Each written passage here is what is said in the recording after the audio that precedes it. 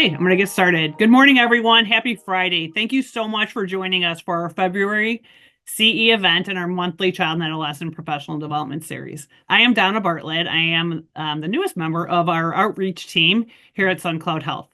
Suncloud Health provides integrated, nuanced treatment with residential, PHP, IOP, and virtual services for adults and PHP and IOP for adolescents ages 12 to 18, focusing on treating the whole person in Naperville, Northbrook, and Lincoln Park. If you're interested in learning more about our series, myself and Lori contact information will be included in the last slide for your reference. To make a referral, you can contact one of us directly or call our intake number, which will be listed.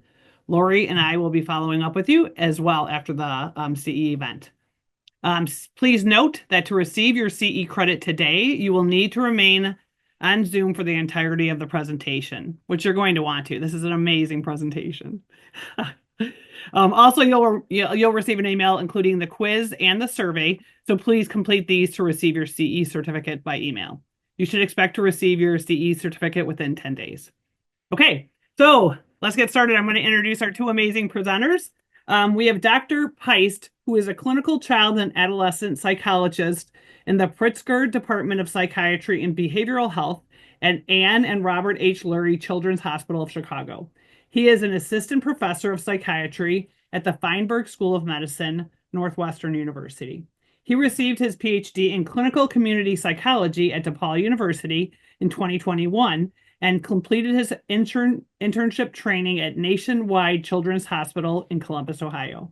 Dr. Peist is situated within the Mood, Anxiety, and ADHD Collaborative Care MAACC program at Lurie's. MAACC is a program designed to train and consult with primary care clinicians from small to medium-sized practices in the community to expand access to evidence-based mental health services for youth. As part of his role, he collaborates with pediatricians, community mental health providers, and families to provide timely assessments and treatment recommendation.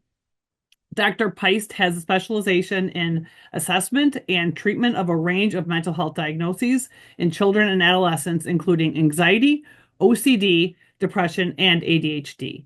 His clinical work emphasizes evidence-based therapy such as cognitive behavioral health therapy, CBT, for treatment of anxiety and depression symptoms, and parent management training, PMT, to support caregivers of children with ADHD and behavior concerns.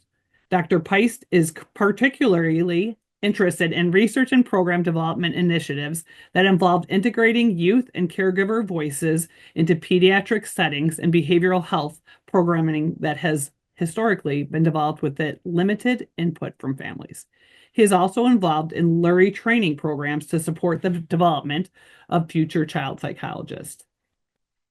And Kerry Brodziak is a psychiatric social worker in the Pritzker Department of Psychiatry and Behavioral Health at Anne and Robert H. Lurie's Children's Hospital of Chicago. She is a member of the Mood, Anxiety, ADHD Collaborative Care MAACC program at Lurie's, which trains and consults with primary care clinicians to expand access to mental health treatment.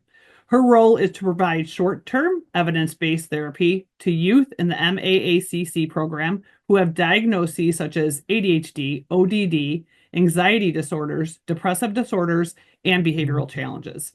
Kerry utilizes the Unified Protocol of Transdiagnostic Evidence-Based Manual to improve symptoms of anxiety, depression, and emotional regulation. She also meets directly with parents for parent management training to improve the behavioral challenges often seen in youth diagnosed with ADHD and ODD. Additionally, she is a therapist in the Partners in Caring for Anxious Youth PCAY study, a multi-site clinical trial comparing cognitive behavioral therapy alone versus cognitive behavioral therapy with medication to treat anxiety. Beyond her work with patients and her families, she hopes to expand the use of evidence-based therapy in the community by training and collaborating with community therapists. Kerry's background includes working in all levels of the psychiatric care system. She has experience across the U.S., including Boston's Children's Hospital, Kaiser Permanente in San Francisco, and now Chicago. She has also worked as an integrated care social worker in a pediatric practice and strongly believes in the collaborative care model to expand access to quality mental health care for children. Thank you guys so much for being here. I'm going to let you take it away. All right. The name of our presentation today is Identification of ADHD and Evidence-Based Treatment, Perspectives in Pediatric Collaborative Care, which Donna has mentioned that is both where Kerry and I are situated in. The only thing I'll add is that a lot of our work is spent helping to support pediatricians in identifying and treating common mental health concerns. And by the end of today, my hope is that everybody on this call feels a little bit more confident in identifying ADHD and then using evidence-based treatment. And I'll throw it over to Kerry if you have anything to add.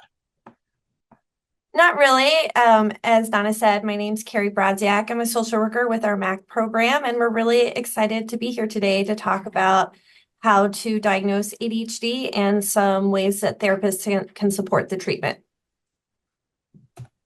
All right, so we have no disclosures to report today.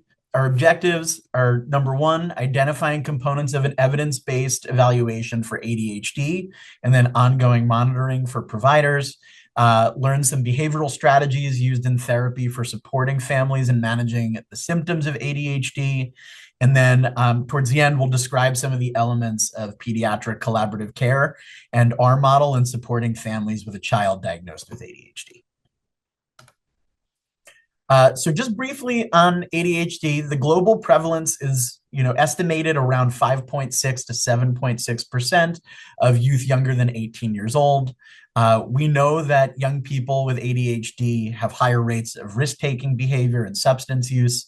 And we also know that the majority of youth continue to experience symptoms and some impairment into adulthood, which emphasizes the need for early intervention and identifying ADHD early on. So this might be review for some, but this is kind of the criteria for ADHD from the DSM-5, our mental health Bible. I'm not going to go through every single one of these symptoms here, but I do want to emphasize some key features of the diagnosis. So in order to meet criteria for ADHD, there must be 6+ inattentive and or hyperactive impulsive symptoms. The frequency of those symptoms or the presence of those symptoms might dictate what type of ADHD someone might have, whether it's a predominantly inattentive type, predominantly hyperactive, impulsive type, or a combined presentation. Symptoms must be present for at least 6 months and before 12 years old in order to meet criteria. And then symptoms also must be present in 2 or more settings. And when we're talking about evaluating young people, that often means home and school, but it can mean other settings as well. I think it's important to emphasize the disparities and challenges in identification, that we see. So regarding differences in sex, females are more likely to exhibit the inattentive types of symptoms than the hyperactive, impulsive symptoms. And because of that, I think to some extent, females are less likely to be identified for a diagnosis of ADHD because those symptoms tend to be less disruptive in the classroom or at home. Also, there are significant differences in diagnosis between race and ethnicity, and we know that Black and Latinx individuals are more likely to be over-pathologized for disruptive behavior disorders. Those are things like oppositional defiant disorder, but they actually have lower rates of diagnosis of ADHD. So because of that too, and multiple other systemic barriers, Black and Latinx individuals are less likely to receive medication for ADHD symptoms, which is a first-line treatment of ADHD. There's a common myth that neuropsychology is needed to diagnose ADHD. And the truth is that it's not needed. It can be helpful, but there's limited evidence to support cognitive neuropsychological assessments and their clinical utility in diagnosing ADHD. There are also a number of challenges with neuropsychology that young people and their families may face, including access. We know young people with Medicaid in the state of Illinois, there's extra long wait lists. The costs of neuropsych evaluations are long. The time commitment is also pretty long. It often involves taking someone out of school for a full day. It can be, sometimes a 6-hour day of testing. That's not to say that neuropsychology can't be helpful. It is quite helpful in many situations. I think about like concerns about like specific learning disorder or intellectual disability, medical complexity, and wanting to know the impact of a medical treatment on cognitive functioning, also for many research purposes as well. But to the larger point, right, you are able to diagnose, clinicians are able to diagnose ADHD with a strong evidence-based assessment, and that's what we're going to talk about now, and it doesn't necessarily need to involve some of these cognitive neuropsych assessments. So this is an overview of the ADHD assessment that we often use and that we're often thinking about when we're considering making a diagnosis. I'm going to go through each of these steps in the following slides, but I want to at least start with this overall picture so you can kind of see how those steps work together and eventually lead to a diagnostic decision, and then getting a family connected to the appropriate services. So step one is around considering the prevalence of ADHD. We already mentioned that a little bit before, but the global prevalence of ADHD is about 7.6% for ages 3 to 12, 5.6% for ages 12 to 18, and by sex specifically, we know about 13.2% of males ages 3 to 17 in the US have a diagnosis of ADHD, and 7% of females ages 3 to 17 also in the US. Secondarily, we want to consider risk factors. Things like low birth weight, premature birth, prenatal environment, exposure to alcohol in utero, and then a big one too, genetic predisposition. So like a first degree relative, like a sibling or parent having a diagnosis of ADHD, all can increase that risk of a diagnosis. And these are things that we want to be considering when we are thinking about ADHD and making a diagnosis. Specifically for like first degree relatives, we know that the presence of ADHD in a first degree relative, like a parent, for instance, can increase the likelihood of ADHD by about 70%. Steps 3 and 4 involve screening. We often think about starting with broadband screeners. These are screeners that would measure like a range of mental health symptoms. And these are important for ruling out other concerns like anxiety or depression. Some examples of broadband screeners are like the Pediatric Symptoms Checklist, Strengths and Difficulties Questionnaire. I know some clinicians also use the BASC. These are these kind of large, longer, some of them, like the BASC, are longer assessments that can kind of touch on multiple different systems or symptoms for different diagnoses. The PSC-17 and the SDQ are all shorter versions that we often recommend use for in primary care. If there's a symptom that you're seeing or something that screens positive in the broadband screeners for inattention, then we might consider using a targeted screener next. These are screeners that are specifically used for assessing ADHD. Common examples would include like the Vanderbilt scales, the SNAP-4.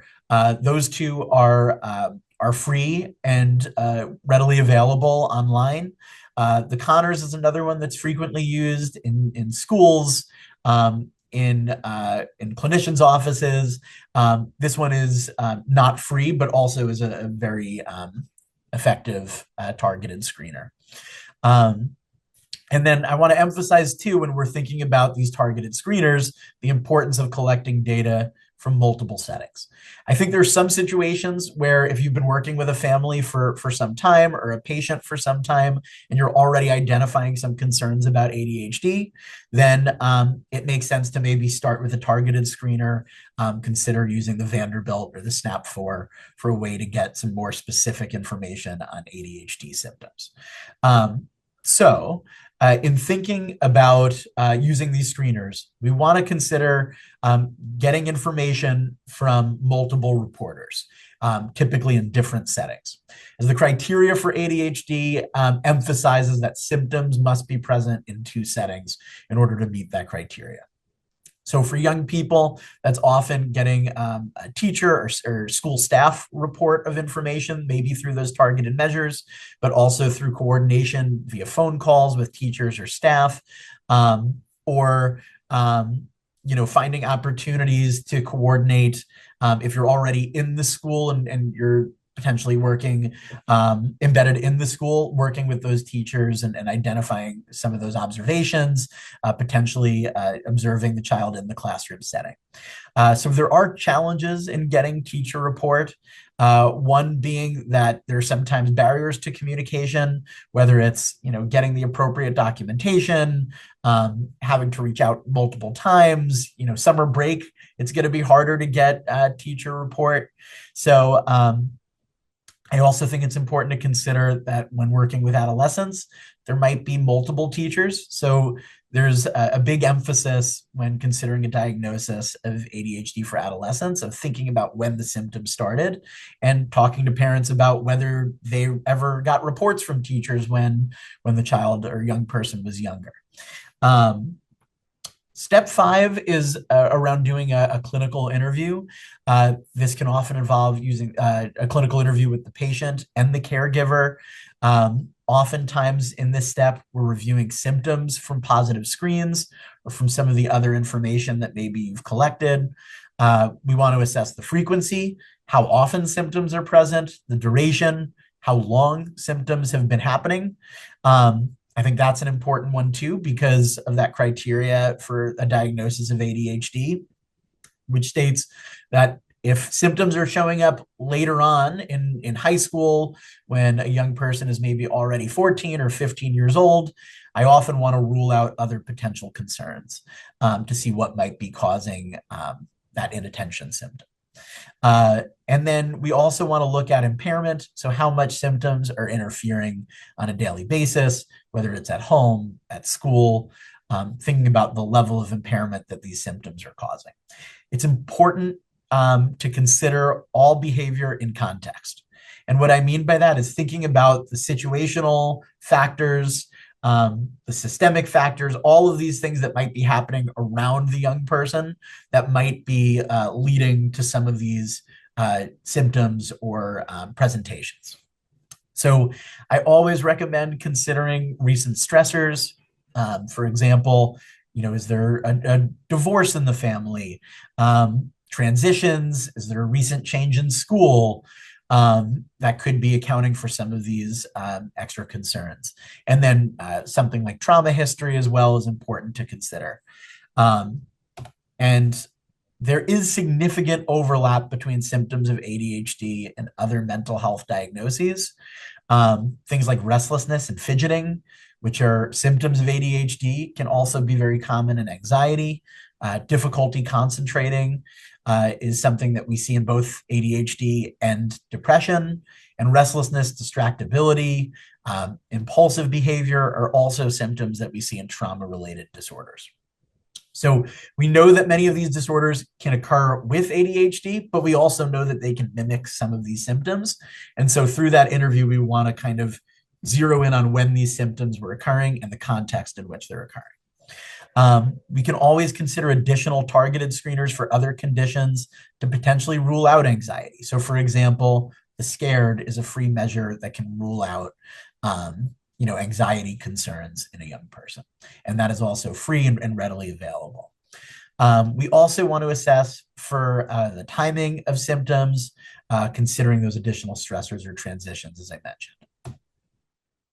Step 6 is around coming up with a diagnostic decision and then helping support the young person and family connecting to evidence-based treatment.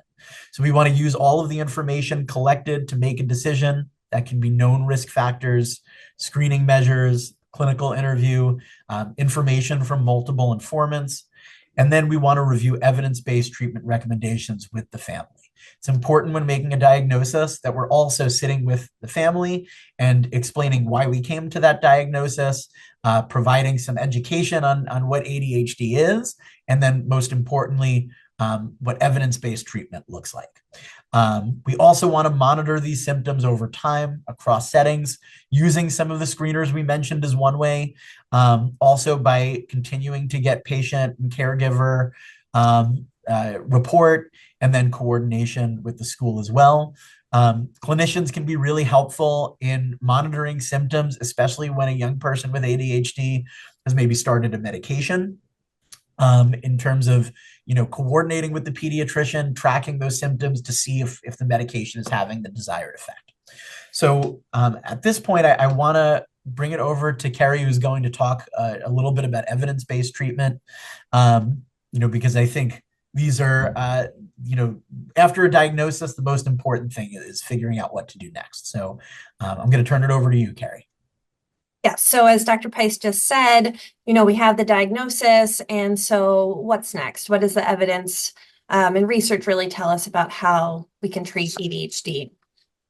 So the American Academy of Pediatrics gives some treatment recommendations based on a child's age. So as you see here, there are 3 kind of groups of children. So for preschool age children, which is age 4 to their 6th birthday, the AAP recommends parent training and behavioral management as the first-line treatment, and those are for children who have mild to moderate symptoms. Then they do actually add that methylphenidate, which is a stimulant medication for ADHD, may be considered for more moderate to severe symptoms.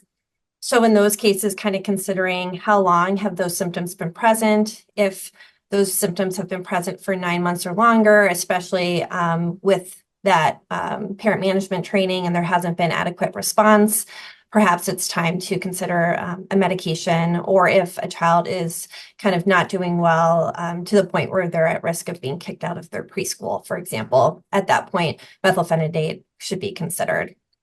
The next 2 groups are for the elementary and middle school age children, age 6 to their 12th birthday, and for adolescents 12 to 18. So for both of these groups, they recommend FDA-approved medications for ADHD, as well as parent training and behavioral management, along with working closely with the school. So talking about behavioral classroom interventions, and that is the same is true for adolescents as well. So just wanted to make a comment on medication management. The evidence is particularly strong for stimulant medications. The MTA study was the largest randomized control study of youth with ADHD, and they found that medication management was the most powerful agent in addressing those core symptoms of ADHD. So they found that medication alone, as well as medication and that parent management training, outperformed behavioral treatment alone. That said, the behavioral interventions are still really important and can be really helpful. That combination treatment actually showed that parents were more satisfied with the treatment. They had more buy-in. And then it was especially helpful for those disorders that can commonly occur with ADHD, such as anxiety disorders and disruptive disorders. And then as Dr. Peist was mentioning, mental health providers can support the process of kind of engaging in symptom monitoring over the course of their treatment, using those screening measures, and then collaborating with the pediatrician to kind of let them know how it seems to be working or not working. And then just as Dr. Peist just kind of walked us through how we can do that evidence-based assessment of ADHD. I'm going to talk a little bit more about parent training and behavioral management. So it is a very evidence-based treatment that improves behavioral problems by working directly with caregivers. It helps parents learn age-appropriate developmental expectations. It works on providing parents with behaviors that strengthen the parent-child the parent-child relationship, and gives them specific skills for problem behaviors. There are various treatment manuals out there that you may have heard of, such as Barkley's or Kasdan's, but the core elements are listed here, that these are commonly occurring in all of these different parent management manuals. The overall goal of PMT is to help parents be more consistent and contingent in their behavior management practices by teaching these skills. So we're going to go into greater depth for some of these skills, but just briefly, a common skill taught would be special time, so increasing that one-on-one time with the child, really focusing on improving the relationship that the parent has with the child. Labeled praise, being able to give that specific, enthusiastic, prompt praise. Active and planned ignoring, so ignoring that unwanted behavior and giving positive attention to the behavior that we do want to see. How we give those instructions, effective instructions, being simple, concise, stated in a calm tone of voice. Working with parents on how to create an incentive system around rewards. So how do we incentivize the desired behavior?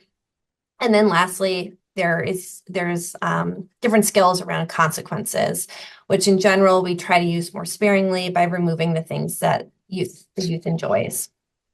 So the first skill that we're going to review today is sort of what do we what do parents give their attention to?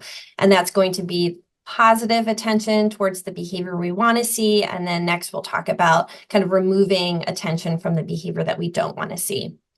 So when we're talking about praise, we really want to be specific and use a label around what we're praising. So being as specific as possible, instead of saying good job, which is a nice thing to say, but we just want to make sure that we add what exactly the child did well with. So instead of just saying a general good job, we're going to say good job putting your toys away when mom asked you to, being very specific about what the child did. We want it to be as close to the behavior as possible. So an immediate praise. Of course, we want it to be genuine, kind of in the form of compliments or praise. And then also, I think physical touch can be really impactful. So giving the child a high five or a hug or patting them on the back. I often ask when I'm talking with parents about praise, kind of think about a supervisor that you really enjoyed working with, that you maybe did your best work for. And in discussing that relationship, parents are often able to recognize that supervisor was good at giving praise and giving that positive reinforcement.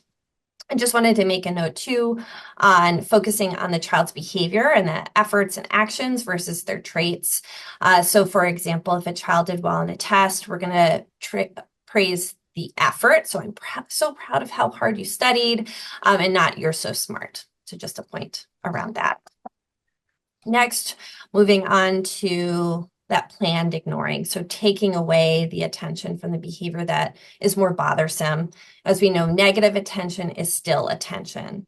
So working with families on what behaviors they can practice ignoring. Common behaviors might be whining, talking back, negotiating, yelling, asking for reassurance, making distracting sounds, and name calling. I think this strategy takes some planning. It can be sort of difficult. So in that next slide, I talk about kind of the before, during, and after. So Eric, if you want to move on to the next slide. Yep. So previewing the strategy with the child, having the parent explain, next time, or these are sort of the behaviors that we're going to start ignoring, and they can even practice and role play if that's helpful. And then during the time when the parent is working on ignoring that behavior, they can acknowledge and validate the child's feeling, and then let them know, I'm going to ignore you until you engage in the behavior I want to see. So an example would be, I understand you're upset. I will not talk to you while you are yelling, but I will answer your question as soon as you use an inside voice. And then as soon as the child is using that inside voice, the parents can then give a lot of praise and attention. I have a note about the positive opposite, which we can talk about in a little bit, but really working on helping the parents to describe the behavior that they want to see rather than the behavior that they don't want to see. So no running, it's better to show the child, okay, we want you to use your walking feet. So changing that negative command into something positive. Something else that can come up with this planned ignoring is sometimes parents get stuck in like telling the child over and over, I'm ignoring you, I'm ignoring you. And that in and of itself can sort of be some attention towards the behavior. So just helping the parent to say maybe once, I'm ignoring you, and then sort of no longer talking to the child until they use the behavior that they want to see. Something else that's very important when teaching about active ignoring its extinction bursts. So really letting parents know that sometimes the behavior is going to get worse before it gets better. I like to use the example of if you go to a candy store, or you go to a store and you're in the checkout aisle and the child wants a piece of candy. Maybe they start whining and nagging the parent for that piece of candy. Parent kind of is sick of hearing the whining. Okay, fine, you can have a piece of candy. But maybe then the parent decides, you know what, I don't want my child having a piece of candy. I'm going to go to the grocery store anymore. So the next time they go, they start ignoring the child when the child is nagging and whining for that piece of candy. Likely at that point, the child will actually start to up the ante, maybe start yelling, crying, maybe even throwing themselves on the floor. And so letting the parent know that that's actually normal, that's part of the process. And the best thing that parents can do in that situation is to remain consistent. If the parent has that patience and consistency, eventually the behavior will start to improve.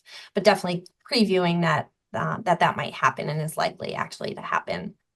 So just kind of validating this might seem like an easy skill on the surface, but it really takes parents being really patient and sort of figuring out ways to manage their own strong emotions, because we don't want to give too much attention to this behavior. And so the last thing we would want is for a parent to sort of really lose their cool and start yelling and probably making the situation worse. And then also reminding families that, we wouldn't want to ignore household rules or behaviors. Families may have different standards of what they want to ignore, but we certainly wouldn't want to ignore sort of safety concerns. So kind of talking through with parents, what are those more ignorable behaviors. Skill number 2 is how do we give effective instructions? So there are some helpful tips and tricks of kind of what to help parents be thoughtful of while they're giving directions. We want them to be specific and direct, so not a vague kind of instruction or not prompting it in a question, keeping it really simple, one step broken down into steps. I think kids with ADHD already struggle with multi-step directions, so it's going to be more effective if we can give one instruction at a time. We would also want to make sure the child is hearing us, so making sure that the parent gets the child's attention, being in the same room, making eye contact, maybe even putting their hand on their child's shoulder to make sure that they are hearing what the parent is telling them. Using a firm but not an angry tone. This actually just came up in my session earlier this morning. Mom saying, but yelling is what seems to really work. And so talking with parents of how can we give these instructions in a firm way without feeling like we have to resort to yelling. We also want to give the child a chance to respond to the request. So stating the direction once and then waiting 5 to 10 seconds to give the child time to process that request. Again, going back to thinking of the positive opposite, we're going to want to phrase the instruction in what we want the child to do, not opposed to what they want or what they should not do. So if a child has difficulty with hitting, instead of saying no hitting, we want to prompt them to keep their hands to themselves. All right, there are some common mistakes that I've sort of alluded to already, but a buried request or too much talking or explaining. Again, we want to keep it simple. We don't want to kind of give too many directions at once, which I sort of already touched on.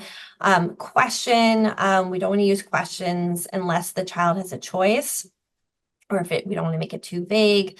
I think when we phrase something like, let's clean your room, that's giving the child the impression that the mom or the dad or the parent or caregiver is going to be helping clean their room. So instead of let's clean your room, maybe put all your clothes in the laundry basket, giving a really direct instruction. I mentioned this, but we want to be in the same room, making sure that they're hearing us. And we don't want to be overly repeating ourselves. Then the child learns like they don't have to listen to the directions that the parents are giving them. This is just another slide on those positive opposites. So when a parent is talking about the problem behavior, such as hitting a sibling, the negative command would be no hitting. So helping the parent find language of what they want to see instead. So keeping your hands to yourself or using your words. If a problem behavior is screaming in the house instead of no screaming in the house, helping the child to please speak in a quiet inside voice. Lastly, maybe the child struggles with speaking in a rude tone. Instead of reacting with a don't speak to me like that, using an effective command and positive opposite, I can speak to you when you use a kind voice. I think it's also helpful when we're talking with families about the skill of like the if then. So if you can speak to me kindly, then I can let you play on your iPad or whatever the child is asking for. So that if then language is really helpful too. Lastly, we have the skill of rewards. So I often hear with parents, like I've tried everything, I've tried reward charts, they really don't work, or rewards don't work for my kids. And when we hear this, we really want to dig deeper to understand what wasn't working. I think there are some common sort of pitfalls that parents can fall into that make rewards sort of feel unsuccessful. So the first thing that I talk about with families is let's just choose 2 to 3 behaviors to focus on. We don't have to focus on everything all at once. Maybe we start with one that's particularly troublesome or bothersome to the parents, and think of 2 more to make a total of 3. And then I also like to include one that kind of feels a little bit easier to increase the child's feeling of success and buy-in. We want to work with the family to determine a reward system that they can follow. If we know that using rewards consistently is what's going to make it effective, we really want to make sure that the parent feels like this is a realistic reward system that they can follow. So whether that's stickers, tokens, points, pom-poms in a jar, really thinking creatively with the family to make sure they're choosing something that's going to be realistic for them. And then just reminding them that whatever reward system they choose, the rewards need to be given immediately. The child can work towards bigger rewards, but they need to receive an in-the-moment reward, whether that's a sticker or a point, or as we've talked about, just that labeled praise. And then I think it also helps if the parent involves the child in creating and identifying the rewards. Parents certainly they have this final say, but that will increase the buy-in from the child. And I like the idea of creating a menu of rewards, which I have an example in a few slides, but that just helps kind of think of what's a smaller reward, what's a medium reward, and what's a bigger reward.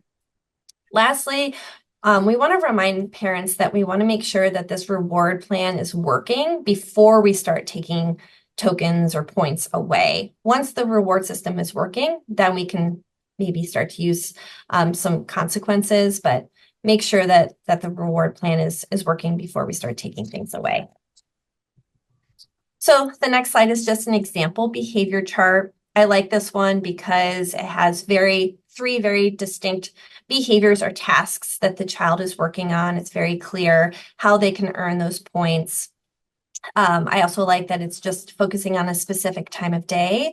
So again, if we're trying to work on just 2 to 3 behaviors at a time, working with the family to identify when those behaviors are occurring, when it might feel more manageable to start a behavior plan, and kind of coming up with some things that the parent wants to work on. And then in this behavior plan, it's very clear how the child can earn their rewards. So when I earn 3 points in one day, I can choose a small daily reward, which could be 10 minutes of extra screen time. And then when I earn 10 points throughout the week, I can choose a bigger reward, such as a sleepover with a friend. And then this is where the menu can be helpful because maybe the child chooses something different, but helping the parent and the child think of creative rewards. They don't all have to be monetary rewards, so it could just be 10 extra minutes of screen time. If it's a family that doesn't typically have dessert after dinner, maybe that's something that's motivating. And although I will offer suggestions to the families, I remind them that really this is based on their family and their child and what they find motivating. So we can kind of brainstorm with the family, and it's helpful to have some of these ideas, but the family usually knows best and can kind of think of some really creative ideas.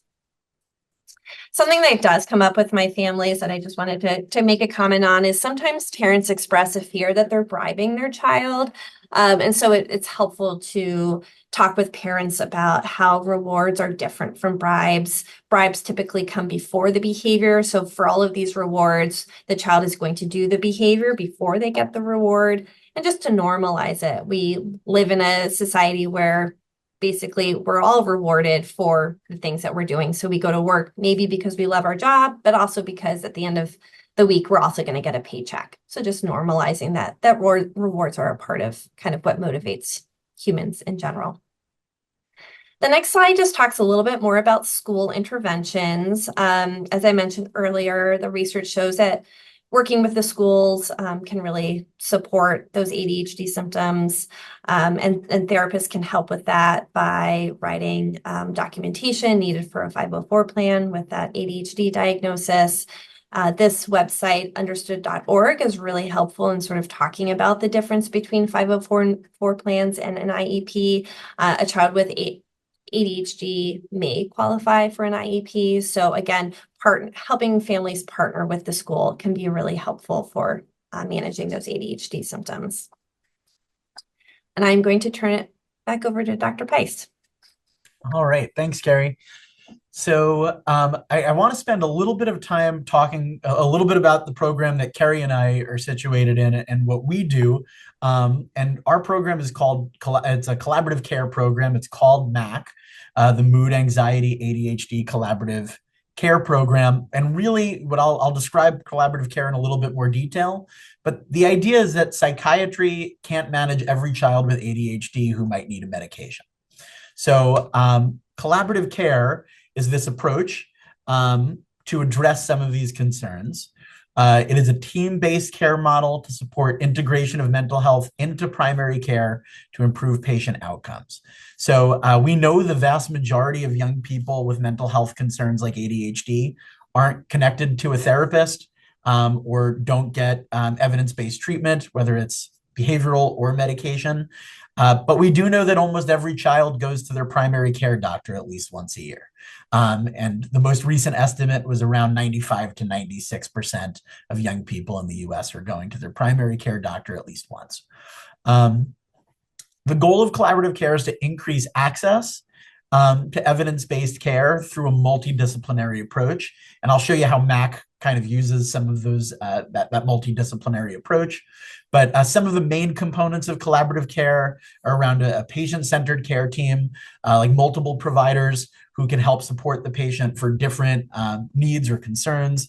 Population-based care, meaning that we're kind of collecting information over time and seeing how symptoms are changed. And with that is also measurement-based care. So as we talked about, monitoring, looking at symptoms over time, and seeing that our evidence-based interventions are actually making a change. And if not, then helping support families to figure out why that might be the case and how we can help support going forward. There's also a big emphasis on evidence-based care and connecting families to the type of care that they need. So the Mood, Anxiety, and ADHD Collaborative Care Program is a flexible approach to that collaborative care model. As was mentioned before, we work with these small to medium-sized community pediatricians' offices, typically with less than 6 providers. They often don't have mental health providers situated within their office. So we provide some coordinated care and support from outside. So there's a strong emphasis on our program in training pediatricians to identify and treat common mental health concerns. And there's also an emphasis on a learning collaborative where we meet monthly to talk about some challenging cases and talk about common mental health concerns that might come up in primary care. So our program in particular focuses on youth ages 6 to 18, typically with mild to moderate anxiety, depression, and or ADHD. And our team includes 3 child psychologists, 2 child psychiatrists, 1 LCSW, and 1 care coordinator.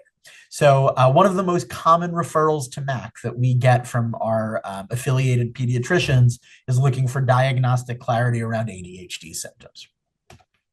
So I want to just show a little bit about our referral process and how all of the systems kind of work together. So I want you to imagine that there's an 8-year-old boy that comes into his pediatrician's office for a well child visit, and parents are mentioning concerns about focus and staying seated at school. So the affiliated pediatrician might do a screener, might want to get a little bit more information, and might be unsure if there's an ADHD diagnosis. So they might refer to our team at MAC. We have a MAC coordinator who reaches out to the family, starts them on completing some of those evidence-based screeners that we've talked about, and then schedules a MAC evaluation that happens with one of our 3 psychologists, which can be me or 2 others. And then we do a formal evaluation that includes all of those measures that we talked about. It also includes coordination with the pediatrician and the therapist, if there's already a therapist.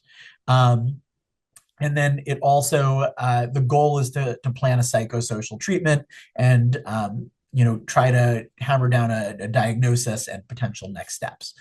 So while the family doesn't meet with a psychiatrist, the psychiatrist is always involved. And after I or one of our child psychologists meets with the family, the child psychiatrist meets with us and gives recommendations around medications. Once that evaluation is complete, we meet with the family for a feedback session and provide the report to them as well as the pediatrician. And then we also work to connect families to community therapists who do the type of evidence-based work that we know is effective with kids with ADHD and co-occurring concerns. So for this 8-year-old boy, he might have come in for an evaluation. There might have been a recommendation for PMT. In some cases, we are able to do some brief intervention within our program like Kerry does. In others, we might refer out if there's other factors at play like distance and insurance availability and things like that as well. But then we'll continue to coordinate with the therapist. So I wanted to emphasize RAMP, which stands for Resources for Advancing Mental Health in Pediatrics. And this is our go-to website for all things training developed by members of the MAC team. Pediatricians affiliated with the program must complete an online training before they are able to refer to us and utilize our services. But it's also accessible to anyone interested. It is a free website. While it has been initially geared towards pediatricians, I think there's a lot of great information out there for clinicians and therapists, as well as parents. And there's an excellent parent handout page, which provides helpful information for families who may have just received a diagnosis. And I'm happy to share that in a little bit as well and show you some more information. But I encourage everybody to check it out at ramp.lurychildrens.org. Here are some screenshots. That one on the top left is our initial homepage. And if you go to videos and handouts, you might see some of the parent and patient handouts. You'll also see just some other things in there. This is one that talks a little bit about parent management training and why it's effective, and some of the key elements of that therapy that Kerry touched on today. Here are some additional ADHD resources. Before we pause for questions here, I figure I will also just show you a little bit more about the website.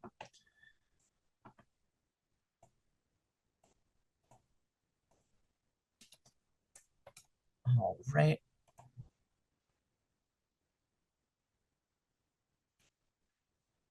So here's our website.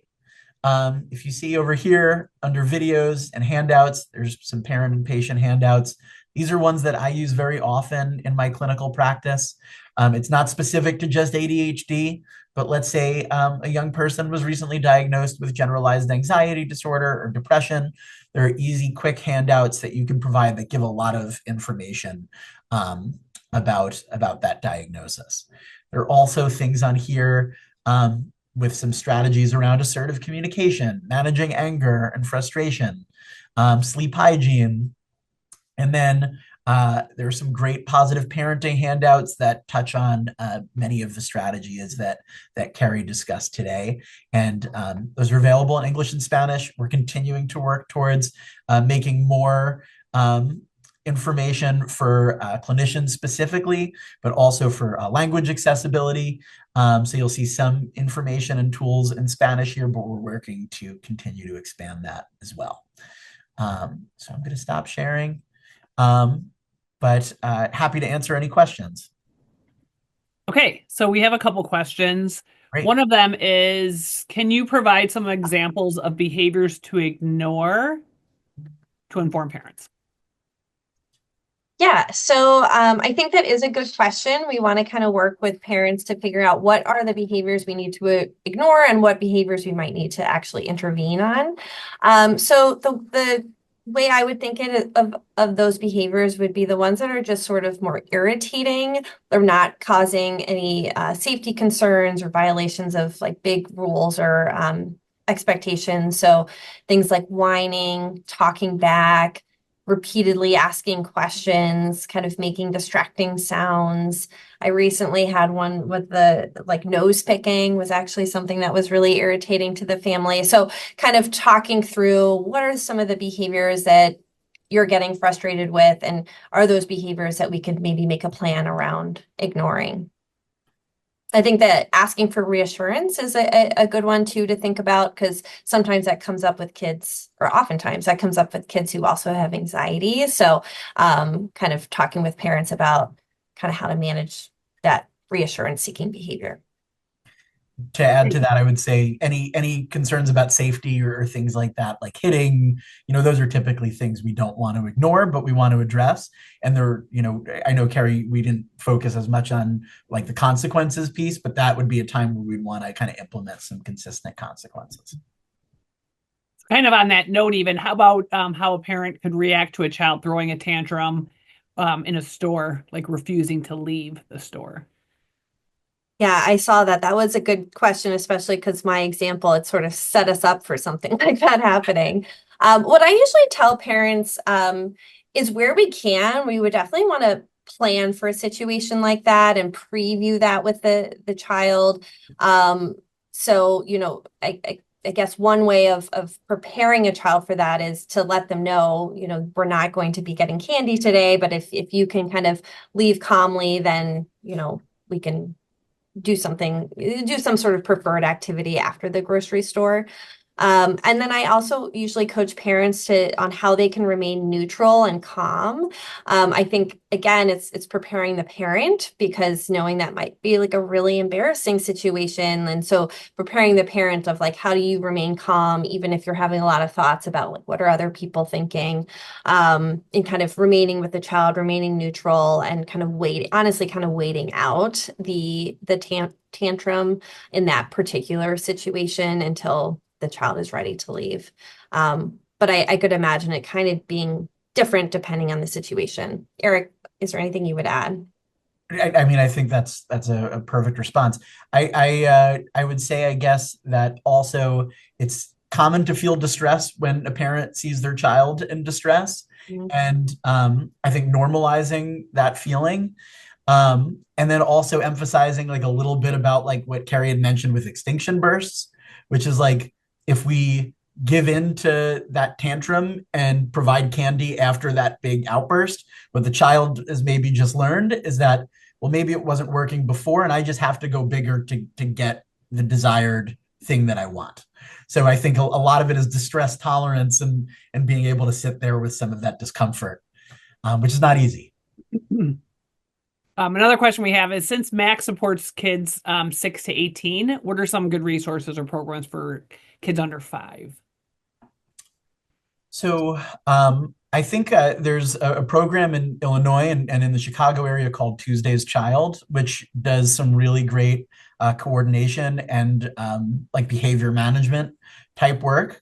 And I believe that is regardless of insurance too. So they're a program that I often refer to.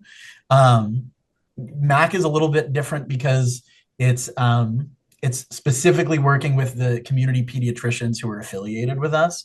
So unless there's a pediatrician that's affiliated with us, it's hard to refer directly to us. But I think there's many great providers at Lurie that can provide, this type of work through kind of like the typical outpatient approach as well. And that's always an option. Okay. Another question we have is how frequently do you see referrals where there are some challenging behaviors, but after you assess, it's not deemed diagnosable? And then in those cases, would the parent management training still be recommended? So I think I understand the question. It's so if someone's maybe coming in with some behaviors, but it's sub level of a diagnosis of ADHD, very often I see young children come in with some of these behaviors. And I don't think it's ADHD because maybe we're not seeing it in the school setting or we're only seeing it in the school setting. And I think sometimes my next differential is often anxiety, because anxiety can sometimes mimic some of these more disruptive behaviors and tantrum behaviors in young kids. So yes, I think programs like PMT can be really helpful for like subclinical behaviors and disruptive behaviors. If you think that it's anxiety specifically, there's a push for programs like SPACE, which is kind of like PMT, but specifically for anxiety, and like emphasizes like how parents can remove accommodations for worries and kind of also provide support while setting boundaries. Okay. And then does the program accept the medical card? One of the questions. Does Mac? I think Maureen, are you talking about Mac? So I'll say from like an accessibility aspect, as I mentioned, our program right now is limited towards the pediatricians who are a part of our program. But at Lurie, we accept almost every insurance, including Medicaid insurances. The one that sometimes comes up as more of a challenge is United, which doesn't always cover behavioral sort of thing. So that's a little bit more challenging. Okay. Another question. I'm just kind of going down the list, you guys. Yeah. Can you give an example of helping a child who is asking for reassurance? Kerry, do you have one off the top of your head? I think there are different ways you can approach this.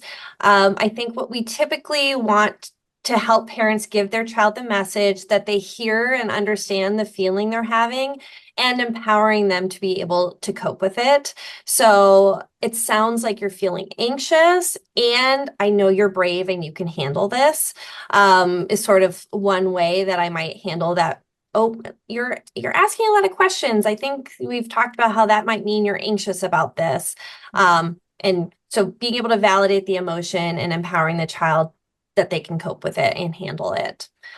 If it's a child who there's like excessive reassurance seeking and it might be indicative of an anxiety disorder, sometimes we even would do exposures around that. Like if they typically ask 10 questions in a row when they're seeking reassurance, maybe we start practicing, okay, you get to ask me 6 times and we kind of work. That's a bigger conversation, but kind of work on it from an exposure perspective. Okay. Jason, I'll answer yours quick. Yes, the slides will be available. And then can you guys talk a little bit about screen time and the impact, obviously, it has with kids that are diagnosed with ADHD and then some strategies on how to limit it? Especially, I think, with COVID, the amount of screen time increased just because the schools, right? I think yeah. Kerry, did you want to go? I was just going to say, yes, this is a challenge that comes up with every single family that we work with. So I think normalizing that kids want to use screens, normalizing that parents are having a hard time knowing kind of the limits around it, but helping parents sort of figure out how they can use screen time as an incentive or as a privilege and not something that they sort of feel like they automatically have to give their child. Kind of giving the if then, like if you clean your room, then you can get 10 minutes of screen time might be kind of one way of using it. I certainly have families who feel like they cannot take away all screen time. So, okay, you get 15 minutes of screen time a day, and then you can build on that amount of time based on kind of your behaviors. And then I also usually talk with, depending on the age, but talk with families and parents about like how do you supervise use, make sure that what the child is engaging in is appropriate, and sort of setting up some rules around if you're going to use a device, these are the things that you need to be thinking of. I feel like that could be a presentation in and of itself. So Eric, I don't know what you would add to that. That's well said. And I know we're at 12, so I don't want I know, that's why I'm like, Yeah. I was going to say, I am sorry we didn't get to all the questions, but we can try to directly kind of work with Dr. Peist and Kerry to kind of respond to some of these. But just a reminder that you will get the CE information, fill out the survey form, and the CE certificate will come in about a week to 10 days. And then I just wanted to plug, we have our open house in Naperville next Wednesday, the 26th from 4 to 6 p.m. Come out and see our space, come out and meet our team. And then on March 4th, which is a Tuesday, 4 to 6 at our Lincoln Park site. But anything else? I mean, we'll be on for a few minutes, but I know everyone's time is very valuable. So thank you all so much for participating and showing up. And we will see you at our next one. Thank you. Thank you all. This was so helpful. Do you want me to put another question up, or what do you guys think? I'm happy to answer any questions if people want to stick around, or we can always respond if you want to send them to us. Or One question I saw maybe a few times that I'll quickly add, it said who provides the parent management training? And maybe it's something I should have kind of added in what I said, but I think parent management training is provided in groups. So as I think Tuesday's Child, they do groups, and it's led by social workers or LCPCs or different clinicians in the community. And then it can also be done one-on-one with a therapist. And I think, again, something I maybe should have said is like to talk with the parent about why we're working with parents only and not the child, because I think that's often an expectation. So. How about when one of the things, if you do have time, like when the child becomes aggressive and they're ignoring, like, because you're ignoring the negative behavior, right? And then they amp it up a little bit. Yeah. I think aggressive behavior, like things like getting physical and hitting, those are things we don't want to ignore. And I think those are behaviors we kind of want to extinguish pretty quickly. So that's where I would be thinking about, and I might start more if this is a family that came to me and this was the main concern, I might start my focus on some of the consequence related things from parent management training. We want consequences to be consistent, to come right after the event. So if there's an incident of aggression, we want to have a strict plan that the family and the young person knows about, so they know, okay, when I hit, no questions, no arguing, you're going to your room for a timeout, or you're losing this privilege. So I think that's a key thing that we want to also consider. I think one of the other ones, I think, Kerry, you answered the one about like the need for reassurance. Would you have the same response for teachers, that students are consistently asking for reassurance? That was one of the questions. I think it's a fair approach, maybe talking with the child kind of beforehand, like this is something we might be working on, or kind of just helping reframe. It sounds like you're feeling anxious and I think you can handle it. Something like that. Yeah. Eric, I don't know, what would you add to that? I mean, I think as much as we can enlist teachers in some of these skills and strategies, it's great. Like, I know there are a lot of school psychologists and people embedded within schools on the call. So like, as much as you can get a child's teacher involved and to kind of implement some of these strategies that we would hope are also being implemented at home, I think that consistency makes a ton of difference. Yeah. The last one I'll do really is kind of just about children who are toddlers or even pre-K who are too young to diagnose with ADHD. Would you still, or would your response be different in terms of parent support? My feeling would be to that, if you look at like the guidelines for like young kids, kids under 5, the first line treatment is often like parent training. I mean, I think we want to make sure that that our skills are, accessible for the right age group, right? Certain things that you might be having a parent implement for a 5-year-old might be different than if the child was 10. But absolutely, I think we'd want to do that. Yeah. Yeah. Go ahead. Sorry, Kerry. I was just going to say, like, I will say, like, my area of expertise is not with like toddlers, but something that comes to mind is just how PMT can strengthen the relationship between the child and the parent. So kind of building in special time, which I know I didn't cover today, but kind of trying to reorient the family to really kind of focus on more of that positive relationship building versus kind of that we can get stuck in that like negative feedback loop. So I think a lot of the principles taught in PMT would be helpful for sort of any parent. And to that point, I don't think we had time to really address it, but I think there's also PCIT, like parent-child interaction therapy, which is, I think we bring it up less because it's a little bit less accessible, and there's often a lot of wait lists. But this would involve more like direct parent-child coaching sessions and doing some of these skills like on the site, like during those sessions. And there's a lot of strong evidence for PCIT for helping like disruptive behavior. I know I said that was the last one, but I just think this one, it's just how about if the diagnosis when the issue is trauma reactions that mimic ADHD? I mean, so many people stayed on, so I figure I might as well ask it. Yeah, I mean, I think school accommodations and parenting accommodations would all still be appropriate, parent supports and coaching sessions and things like that too. I think it's important to look at the symptoms in that context. And if the onset of these ADHD symptoms is co-occurring with the trauma or is related in that way, then I would refrain from making a diagnosis of ADHD if I wasn't certain that like where those symptoms were coming from.